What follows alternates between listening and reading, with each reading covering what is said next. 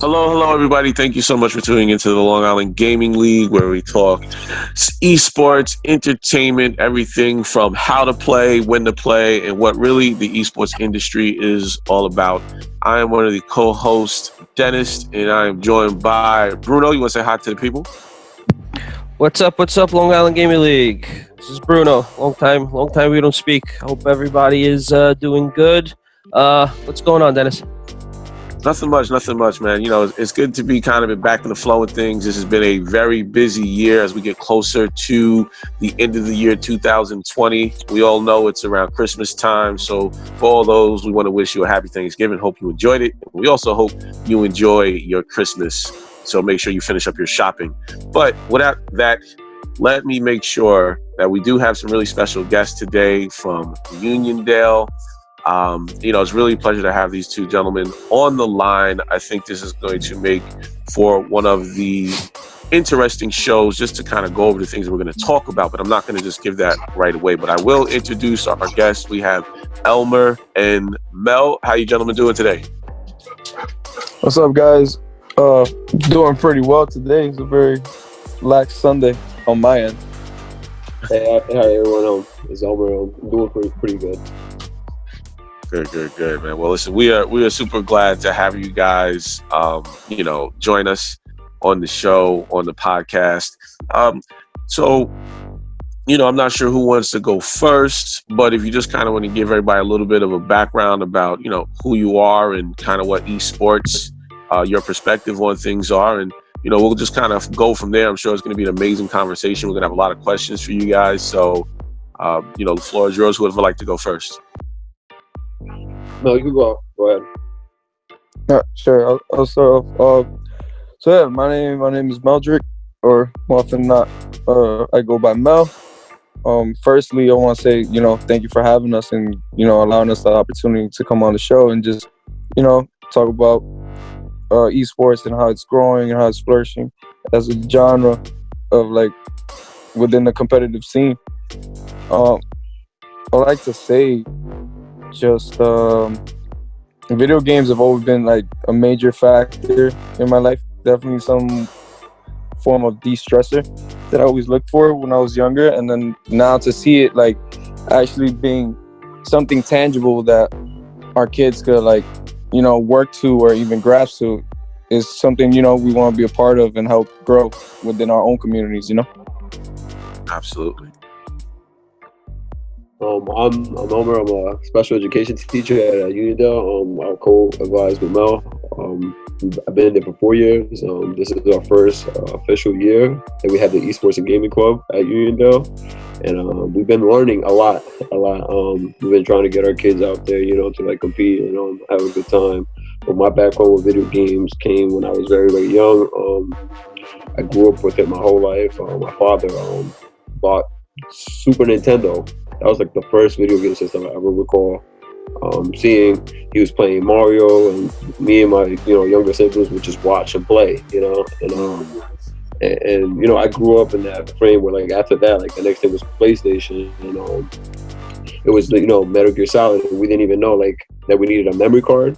So we would either sit them on the whole night, so we could continue playing because we didn't have the memory card, and grew up very poor. So for us, we didn't have a lot of funds to buy games.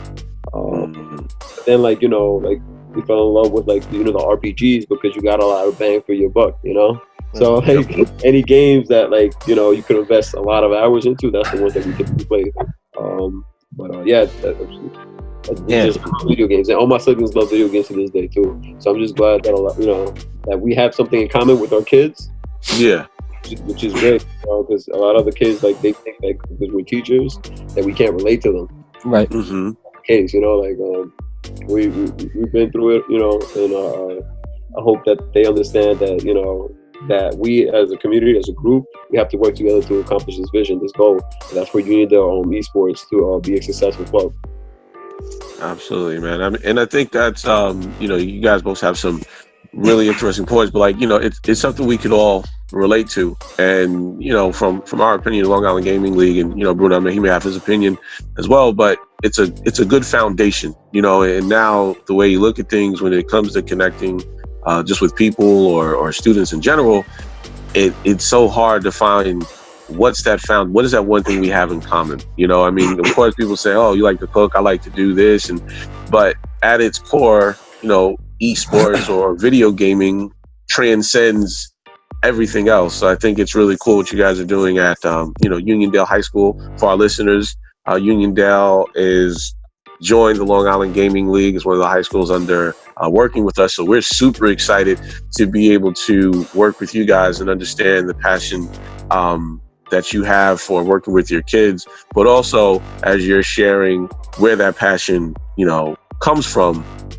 In retrospect, there's secret gamers, you know, in a lot of us, and you're just harnessing that to really work with and connect with your kids. So kudos to you guys for creating your club and, you know, having that drive to really want to help your kids and connect with them on many levels.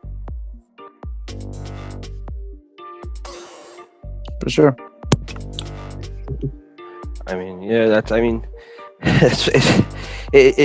it's funny talking about that whole thing about, you know, trying to connect with the kids. Like back in our days, I remember we didn't have the parents didn't have that that mentality, because I mean they didn't have the same background or like we have right now, that basically everybody at some point has played something, even if it was like, you talk about memory cards, Jesus, I can't even remember when you have to use a memory card to put your stuff. Nowadays everything is on a hard drive, On the cloud. on the cloud. It's crazy. Wasn't even remembering that whole thing about memory cards, but yeah, I think compared to us now, parents, compared to back in the day parents, yeah, we think a lot more about this whole, you know, esports thing, not just for getting the kids involved in something, but also I think in a way it's a new pathway for us to also get involved with the kids. I mean, back in the day it used to be just sports and going here. Now esports is also another way of connecting the kids, and I mean it's another perspective that a lot of people don't realize about esports and in the family view of things. Agreed. Gentlemen, so, you know, Elmer or Mel, I do have a question for you guys. Kind of when for you did it really click for the idea to say, hey, listen, we want to start this club, you know, for our students? Like what was that moment in time? Because, you know, I'm sure it was a process, but was there anything specific that happened and you said, you know, this is something that we need to do? So that's actually a really funny story. And I'll give you the details about it. So I actually was taking educational technology classes at Malloy College. Mm-hmm. And you know, I was just, you know, reading into a lot of different books, and I actually ran into this book that spoke about gamification in the classrooms. I always believe strongly, because myself, I'm a special education teacher, but I was also classified as an IEP student growing up. I remember, you know, being in first, second grade, struggling, you know, reading. But then I, you know, luckily, like I ran into this game. You probably all know Zelda: A Link to the Past, Super Nintendo, and that requires a lot of reading. Subtitles come up, so I, you know, was like, all right, like I need to start learning how to, and it helped me. So as I was reading, you know, through books about gamification and how, like, you know, help, you know, in the classroom setting, you know, making, you know, because as humans, we're just competitive. Like, we want to be the best and the best in everything. So they were talking about how, like, you could, like, bring that into the classroom and, you know, to help, you know, students with literacy and, you know, different skills. So as I was, you know, doing this program, I was, you know, getting really interested in it. I started looking up different things, you know, to, like, you know, include, you know, at the school. And one of my mentors, that was a senior club advisor. She's not with us in Uniondale anymore. I spoke to her about creating something. In order for it to be created, you had to write a proposal. So as one of my projects at the school, as I had created an educational technology proposal. and that proposal was the club, the esports club at the high school. So I did it, just for fun, and I sent it to the senior advisor, Kowalski, and she looked it over. She was like, "Oh, this is pretty good. You should submit it. You should put this club in because I think a lot of the kids, would love to do that." She would say that a couple of the kids wanted to do like gaming, like tournaments. The seniors, they want to do like Fortnite tournaments and stuff. And she's like, "Yo, you should do this. I think it would be a good idea." And she said she was gonna help me to do that. And she actually kind of got me excited for it. Nice. And so I was like, you know what? If the kids really want to do it, then we'll do it together. So she was already like my step in to like the whole club advising thing. So we put in place and everything. And then this past summer, she actually left Uniondale. So I was like, oh man, I don't know if I could do this by myself. So I knew Mel, he just got hired the year before, and he was, a big gamer because we would talk about playing games. So I was like, yo, Mel, do you want to help me out with this club? And he was like, yeah, let's do it. So then, he came in and, started helping off the back. And, ever since, like, we've been thriving together. So I'm glad that, he was, passionate of a gamer like me. That's awesome. That's awesome. Yeah, and it was exciting. I know when Elmer asked me if I wanted to, co-advise with him, he was like, said, video games have been a big part of my life. And I just remember earliest memories, like I did own Super Nintendo, but I don't remember it too much. But I do remember playing N64 with my brother and just competing in like the childish of games like Mario Party, Mario Kart 64. So when he came to me and he asked for like, to help, I was definitely excited, especially since I follow a couple different esports. I was like, let's do it. And it's been a wild ride because, the kids come out in mass, to play and compete in whatever game that, they really love. And then they're awesome in themselves because a lot of times it feels like they're like planning and doing all these like crazy ideas themselves together. Like it's been really exciting, and it gives them an outlet to express themselves in, in the non like typical sense of like, writing an essay or doing something else. Like they can express their creativities in much more different ways. You mentioned that, Mel, because you know how we had on Friday we had a couple events. So Mel, he's managing the FIFA Cup at Uniondale High School, doing the Smash Brothers season and the tournament that we're having. Another student actually brought in his Xbox, so he was hecking going on. So we had like 3 different games going on at one time. And we have an Instagram account, we have a Twitter account. So I'm recording the different matches that are going on. And a couple of the kids are like, "Oh, can we commentate? Can we commentate?" And I'm like, "Yeah, sure. Like, here, take my phone. You could like do video production. Like." And I'm seeing these kids like so excited about doing stuff like that, and I'm like, what? These could be jobs that these kids can essentially get one day, Because the way I like to look at it is like we got to think about the future, right? When I was a kid, like I never envisioned that we had smartphones, like right. That's true, right? The whole job of app, development wasn't created until like like that job long ago, 20 years ago, Yeah. 30 years ago, there was no such thing as app, development. And now, like, we have to prepare these kids for jobs that aren't even, in existence right now. We don't know what kind of jobs are going to be around. So for me, we have to push forward, right? We have to push forward with the technology and encourage kids, That's my number one thing as a special education teacher. Like, always support my kids, If you have a plan, you have a goal, then I'm here to help you. You just got to let me know, push you to achieve it. Right.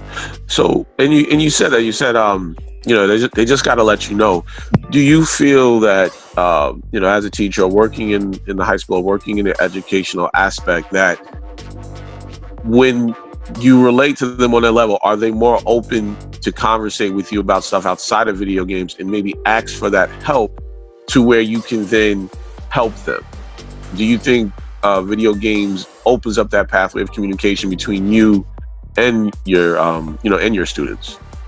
Yeah, so for me, like I'm a special education teacher at the school. So what I do usually is work with like self-contained kids. I work with Hmm. kids. So through this club, I've gotten to know a lot more kids. Talking about kids that are in different departments, different like programs. Like, there's a couple kids in the department that come and hang out with us. They're in the FIFA. We have kids that are honor students that come and play with us. Like, to be honest, during my lunch period, the kids come into my room to like play. So I'm trying to eat, and then like they're talking about like fundraising. They're talking about the tournaments that we have going on. So for me, I'm just like eating with these kids, while and they're like, "Oh, Flores, you want to jump on?" And I'm like, "Yeah, sure. Like, I'll play with you guys during my lunch period." It's funny because they're loud, so like people can hear in the hallway. Like they're like, "Wait, what's going on? What's going on?" Yeah. But yeah, it's we've gotten closer. I've gotten closer to a lot of kids that I normally wouldn't have known throughout the school year. One of the kids actually, I've taken him on as an assistant. He comes to me every day. Every day he sees me. He's like an honors student. Like, he's taking AP classes. He comes to look at me every day. There's another student that was in the HSEL league. Yes. Send me messages through Discord, telling me, I'm getting anxiety because of what's going on in this thing. Like, I'm going through like a drought. I keep losing. And I'm like, all right, talk to me. You gotta let me know because I'm worried about you. Right. Another student that where like he's also in the special ed department, but he's like getting declassified, and now I'm taking him under as a mentor. So we're like I'm branching out and getting to know more of the students within the high school, which I think is really great because we're making really good connections. And I feel like we need that, especially at our school. Like, these kids need to look up to somebody. They need a role model, Right. To be there to help them. And I want to let them know, hey, I'm hearing you. That's my job. I'm here to listen to you. If you have to tell me something, go ahead, let me know, and I'll try to help you out as best as I can. Because sometimes kids just want to talk. Right. They're so busy teaching that maybe they want to be heard too, because maybe they don't have that at home. Right. And it's hard, like, we live in Unionville. It's a Title I school. There's not that many funds for the kids. So, like, that's why we fundraise. We're trying to get them, like, to, get these, like, different outlets here at the school where it's a safe area where you can have them play video games together and socialize so they could get those skills, And I think another thing too is, like, now we're in the whole like online video game thing, right? Like, everyone's competing online, and which is cool. But I think the whole social gathering, like, it reminds me of going to the arcades when I was little. Yes. So I went on a trip the other day with my other club that I advised, and they had like arcade machines there. And a couple of the kids were playing Street Fighter, and I spoke to another parent in there, and I'm like, these kids don't understand like how it was back in the day with the arcade machines. Like, you put the quarter down, and then that meant that you were next, Like, Yep. Like, oh, like, I remember that. Yeah, because I did that. And they're like, "What are you doing?" And I'm like, "What you mean? What I'm doing?" Like, but I forgot myself. Like, I'm old. But like, it was funny that another parent was like, "Yeah, I remember those days. Like, it was a lot of fun." And now this whole esports thing that we're doing at this school is kind of like that, right? Because now the kids are like actually talking to one another. Like, kids that necessarily wouldn't have met throughout the school year are now becoming friends, and they're all from different groups. It's more of an inclusive thing. And on Friday, like we were talking about, these kids set up like a crew battle. This was not organized by me. This was organized by the kids. And what they did was essentially like they picked the kids that they wanted on their teams. So it reminded me of like when I was younger and I would be out playing soccer or like basketball. Like, the two captains, all right, I want you, I want you, I want you, I want you, I want you. And then like it was so funny because then they're, all right, number one guy is gonna compete against this guy. And then like it was awesome because like if one got knocked out, the next person jumped on. It was like a team thing, which I thought was awesome. Like, to see them be able to like socialize with one another like that. It was amazing, and they organized it themselves. So it was great. I give kudos to those kids.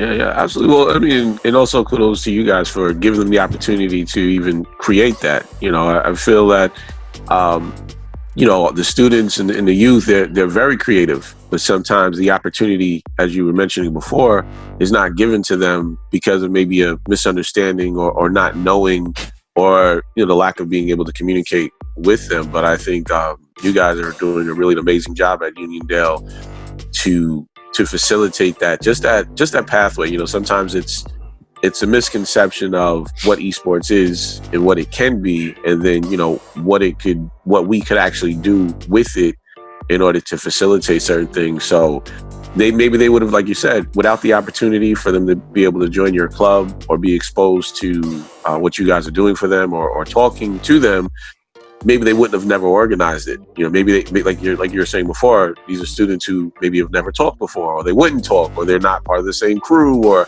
you know, there's so many other things. But it's like you created a safe place for them in some regards. But you also opened up a lot of communication, which opened up them to want to do more things and take initiative. You know, that was initiative for them to just organize their own thing. But they had the guidance of working with you guys. So again, you know, we couldn't commend you enough for doing that. I guess another question I have, and Bruno, I don't want to take up all the questions, but another question I have, when it comes to the educational realm in general, do you feel that there still is some hesitance, some resistance to this whole esports when it comes to, I guess, high schools? Because I know colleges have kind of went all in some regards. Do you feel that there is some resistance? And if so, how could that kind of be overcome? Like what is it that's missing that maybe high school educators might need to know in order to say, hey, this is something that could possibly work in our favor to help our students? No, that's a good question. I think at least from our admin's end, I feel like our admin have been like very open and very gung-ho about it. You know, they've I remember during club day when they saw like how many kids came to sign up and, you know, just inquire about the club, like they knew like how real it was, and they were really hands-on on, like, you know, saying, oh, you guys should use, you know, a bigger venue, or even like helping us brainstorm events. So I think overall as a high school, I think the support's been really well. The only thing I can remember thinking of is, I know during parent-teacher conferences, you know, a couple parents come and they're like, you know, so Johnny's playing too much. He gets home and he just turns on the PlayStation and he's on Fortnite, he's on FIFA, he's on Smash, whatever the game is. And I think I think the biggest hurdle is finding that balance of academics and gaming. Very similar to like that balance that, you know, the student athletes have to go through. You know, like you have your season, you have practices. It's not only playing your sport, it's also, you know, you gotta have your grades up. And I think that might be the biggest hurdle for esports in high school, is making sure that the kids are, you know, they're getting their hours in their game, you know, getting their reps, but also making sure that the academic is straight as well. You know, like they're getting their 3.0s, if not higher. Yeah, I mean, understood. I thought he makes a very, very, very good point.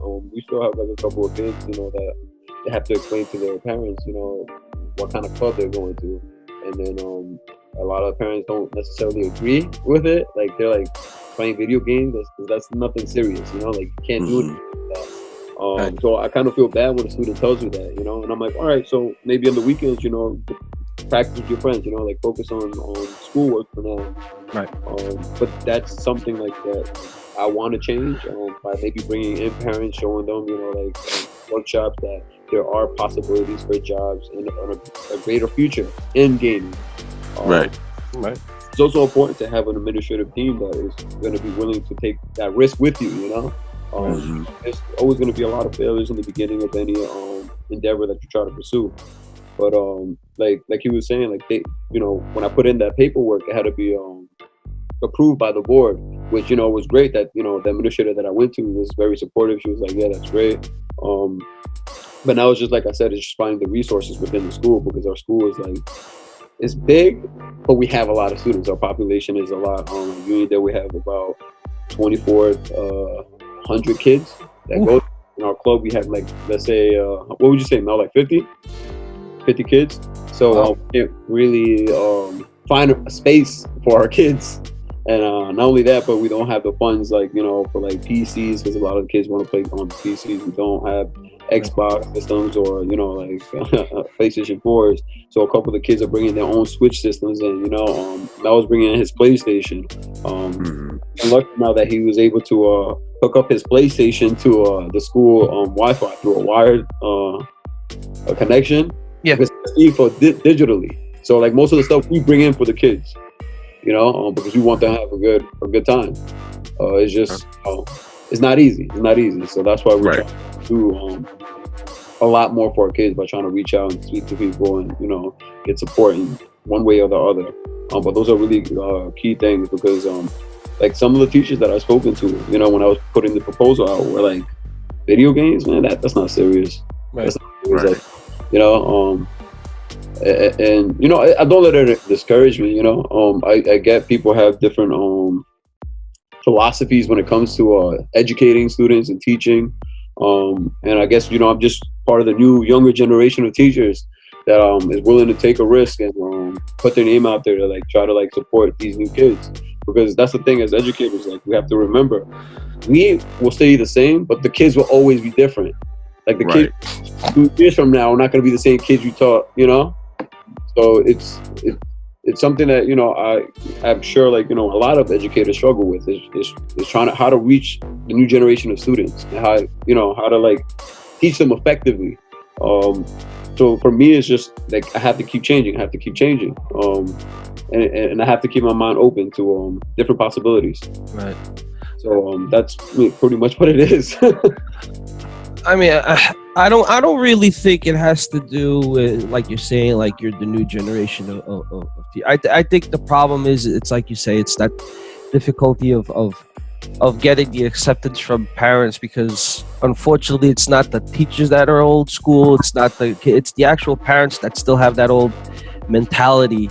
Like we're talking about the whole thing of they're thinking that video games. And funny, just before I ran across an old movie, I don't know if you guys remember a movie called The Wiz. And it went through the part that the kid's playing Nintendo on a TV, and the dad's saying, "Oh, that's just a video game. What future can you get out of that?" I think it's that old mentality, and the problem to probably get people behind you might be not that they don't want to, but they're afraid of that mentality that some parents still have. And that I see with the passing of the years, that's probably been the hardest thing for schools to overcome, is the parent mentality, not the kids, not the teachers, not the society. It's the actual parents that have that mentality. Oh, I want my kid to be a doctor. Yeah, exactly. That's a good point, because where we at in Unido, demographic is mostly Hispanic and Black. Right. A lot of that come here, they come here to the United States to find a better life for their kids. Exactly. And their mentality is, all right, we got to work. And then when they see their kids playing video games, for them they're like closed off to it. Like that's not something serious that we need to be doing. We have to be working to make money to support our families too. And they don't even realize that it might actually be an actually easier way for the kids to make money than to breaking their backs doing construction or this or that. Exactly. I mean, I personally think, if you want to get the parents involved, maybe you should do an open house. Like, schedule something with the kids, set something up and tell them, bring the parents in and let them see what you're working on. It might change their idea. I mean, I think it's something that, it's worth a try. I mean, anything's worth a try for the kids, I think. It's a great suggestion. That's something me and Mel have been talking about doing. Also, like student and teacher like competitions and stuff like that, to like get more teachers on board with this club. Right. Yep. In regards to like video games, so they can understand that esports is something serious. Understood. Yeah, I mean, and that's also why we're so happy to have you guys kind of come on, because it does start with what we're doing right now. It's a conversation piece, and it's not only highlighting the good, but it's also kind of highlighting some of the bad or the misunderstandings that are there, because if we don't talk about it, then we can't resolve it, and if we don't know what's going on, then it's like this fantasy world. And I think just from the Long Island Gaming League, where we've done open houses and we've talked to administrators, we've talked to parents, and we've talked to students, and the common thread amongst generally all of them is a lack of knowledge of what the opportunities are. There's some students who play, and again, they play because it's fun and they're connected with their friends, but they don't really know that maybe at some point they can use this to go to college to be that doctor. And then, from the parents' perspectives, the parents don't necessarily know that, well, there are scholarships, full rides, partial rides, and, to pay for books. So now they don't really understand that, oh, well, my student, my son or daughter could possibly go to college for this. And if it's structured in a good way, then that's possible. And then from the educational aspect, when we spoke to some of the educators, it's more of, well, we want to, but we don't really necessarily know how to do this. Or it comes to a funding, which is really at the end of the day, esports, or as the industry grows, it's not something that is considered to be cheap. But Exactly. the value that is there, and the opportunities high schools really have to harness the attention of the youth to kind of steer them in the direction of like, hey, listen, because the parent can't do it, because the parent, the children are at school, so they can't really do that part, and the children don't really know. So the schools come in, and as you guys are clearly already doing, going, which allows the ball to kind of continue forward, because all the three things do work well together when they all have a really good understanding. Just from our perspective of the Long Island Gaming League, that's kind of been the core of what we really stand for. Is we understand the information, we know the knowledge, and how can we help to facilitate, to work with parents, to work with schools, or to work with students, so they could, as we say, the world they're going to be living in is different from the world we're in right now. And if esports or digital technology is driving that, let's kind of, take the wheel and help guide them, to where they need to be. So I think right now, just as being on this call and recording this podcast is going to transcend and can reach so many more people who may not really understand. So I think we're just doing a great thing right now, just being on the call and having conversation. Exactly. Yeah, very true. Let me ask a couple of questions. Let me try to get a little bit more into your program itself. So what games, like you were saying, Smash and FIFA, what games do you guys focus more on right now? Like, what games do you have in your program right now?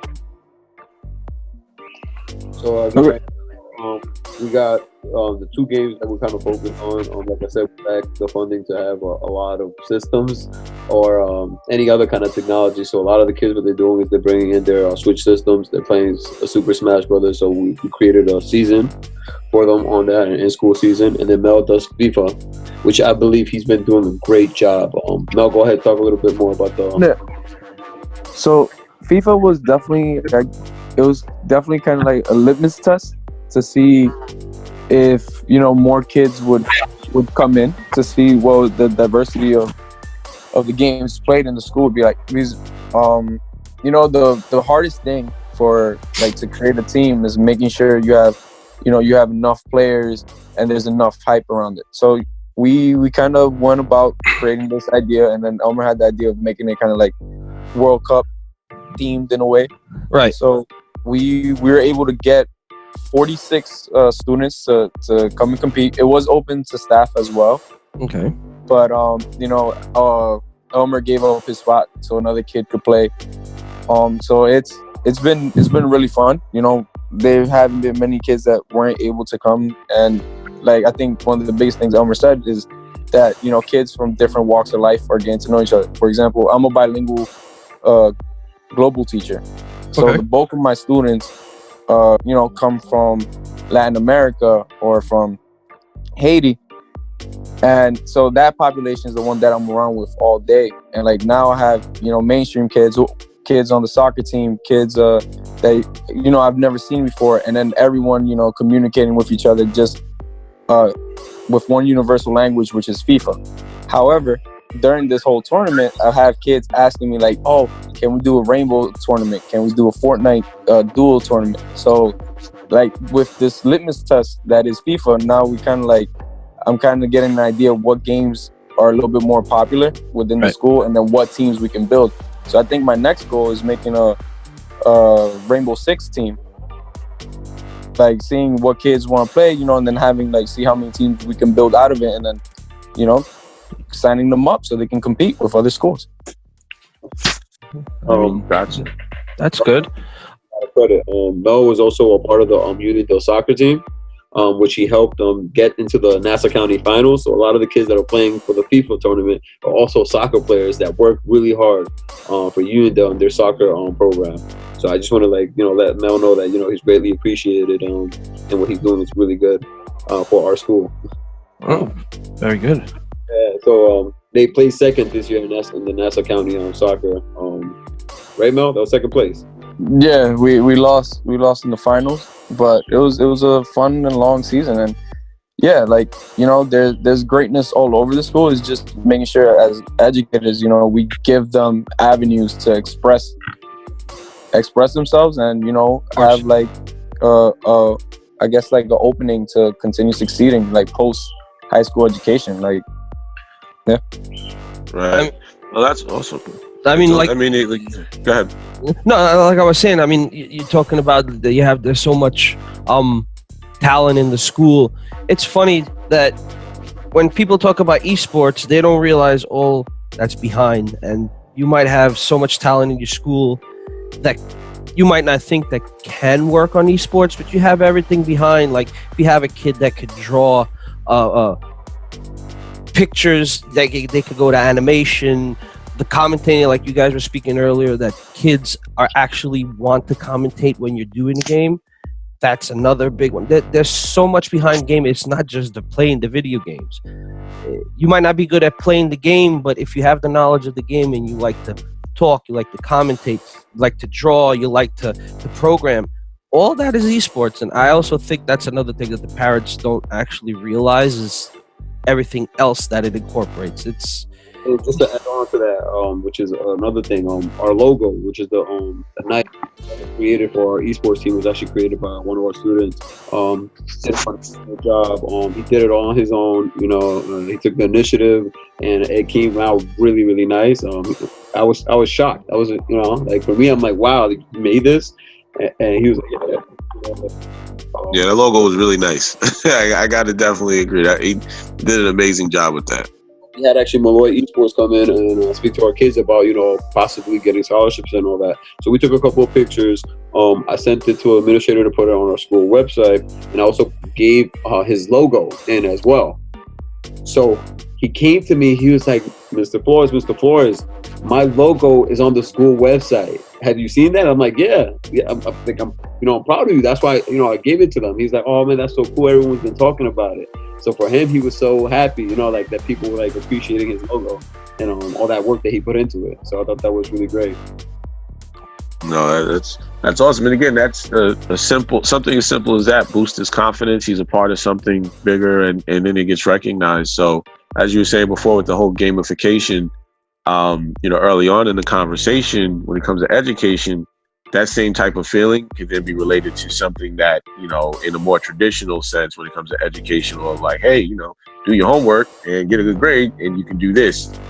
But it can be paired to remember that feeling when you did X, Y, Z, and it's just relatable. So, I think that's just really cool that they have that opportunity to experience that.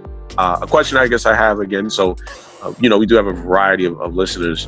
If there was a high school, another teacher or somebody listening right now, do you have any advice for them to, I guess, who they can speak to within their school district? Maybe that's a common question. I don't know. I don't know if the process is different, each district, but what advice might you have for them take that first step that you were successful at doing, so maybe they can do something for their students or for their school? What I was, create a vision, create a mission, with goals, write down on what you want to accomplish.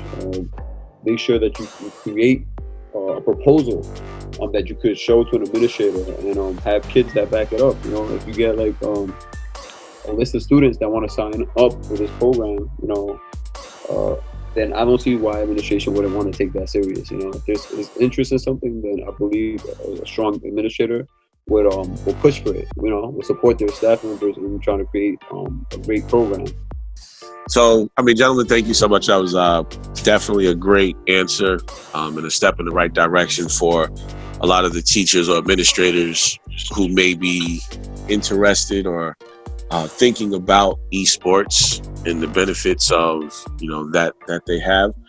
Before we wrap it up, Elmer and Mel, do you guys have any, I guess, last words you kind of want to say? Any shout outs? You know, the floor is yours.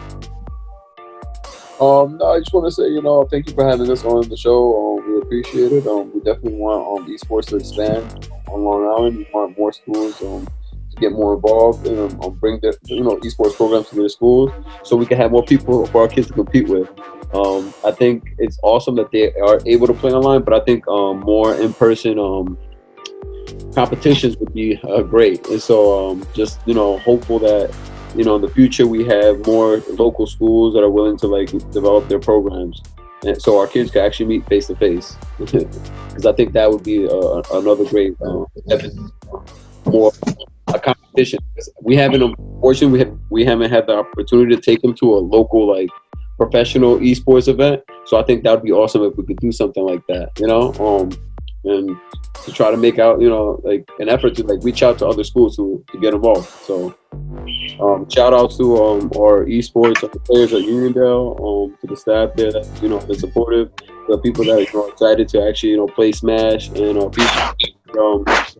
we're gonna actually be putting up our brackets for the FIFA Round of 32 knockout tomorrow on Instagram Live. We're Uniondale Esports, and on Twitter we're UEGCLI. So if you guys want to follow us and you know, keep us up, if you need help, reach us out on those social media platforms.